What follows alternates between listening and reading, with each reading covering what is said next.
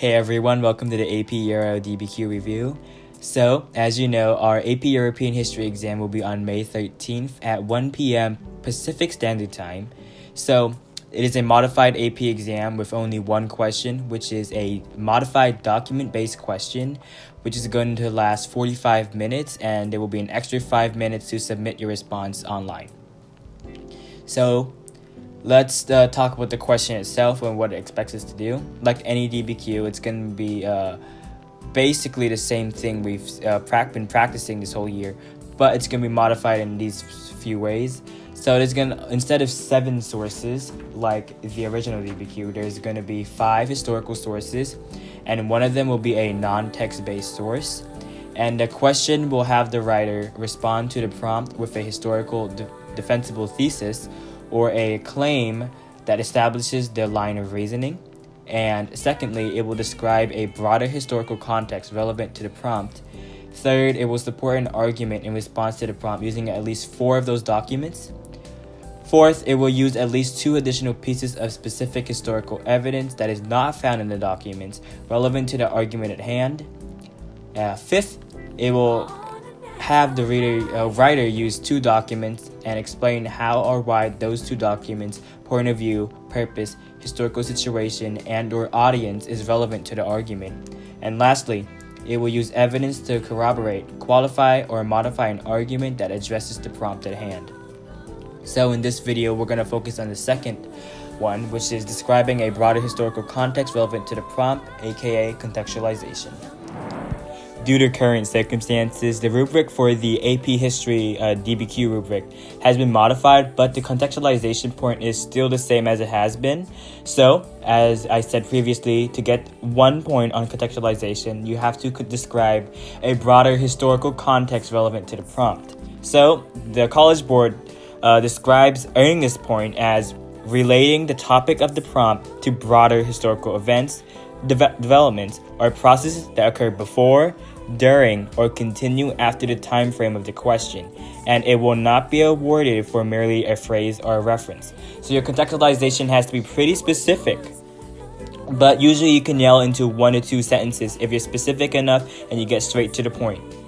So contextualization is actually pretty easy once you really understand the prompt, and if you really understand what the question is, the contextualization behind it will come much easier.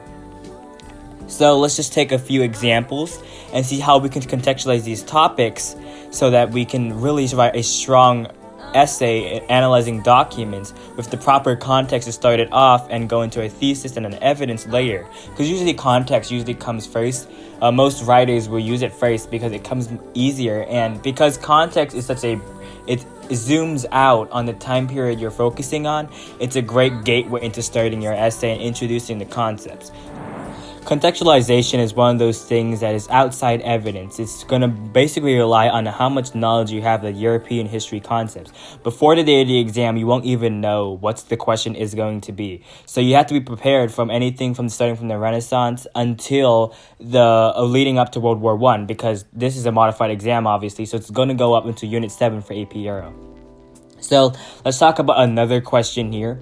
And this question is evaluate whether the 30 Years' War was fought primarily for religious or primarily for political reasons.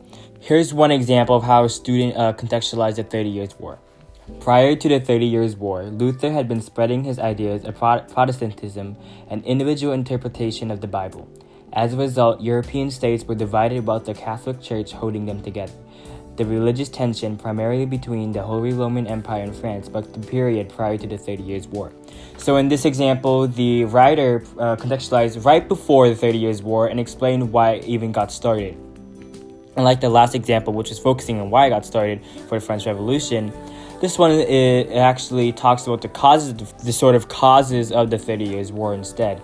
So this is a really strong one because it relates to broader events such as the Age of Reformation and Martin Luther and what he was preaching, and why there was motivation for this war, which sort of already ties in with the prompt. So it's relevant to the prompt, and it zooms out on what's been happening, because the 30 Years' War is is one of the most important events in history for the Age of Reformation, yes, but if you zoom it out, there's a lot more happening around that actually fed into it and it led to the causes of it. Here's another example. During the 30 Years' War, the Peace of Augsburg was taken away. In the Peace of Augsburg, it states that the leader of the country can choose to have a Protestant or Catholic country. This was taking away people's freedom and religious tolerations. Cardinal Richelieu from France didn't like the idea of the Huguenots gaining power because they were Protestant. So, this is talking about what's happening during the war for context. Talks about how the Peace of Augsburg was taken away.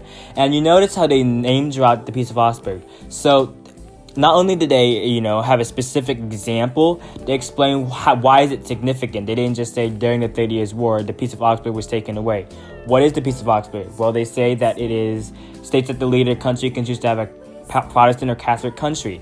So it expands on what they're doing, and it does a contextualization of what happened during the war to sort of point out what happened because of it. So here is an example of a contextualization that isn't so strong.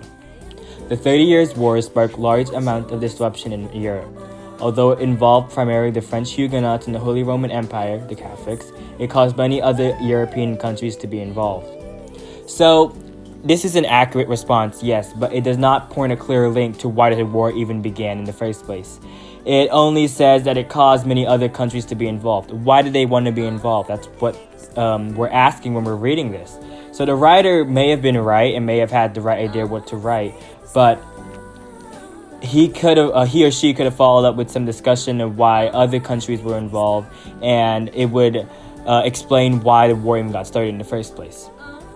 So for this question, there are, a lot of relevant examples of context, because when you write a DBQ in contextualizing it, you have to realize that there's multiple ways to do it. So for this question alone, religious conflict in England, the Peace of Augsburg, the Edict of Nantes, Jesuits in the Catholic Reformation, fragmentation of the Holy Roman Empire, Huguenots, French wars of religion, emergence of Lutheranism and Calvinism, increasing power of monarchies, and the defenestration of Prague.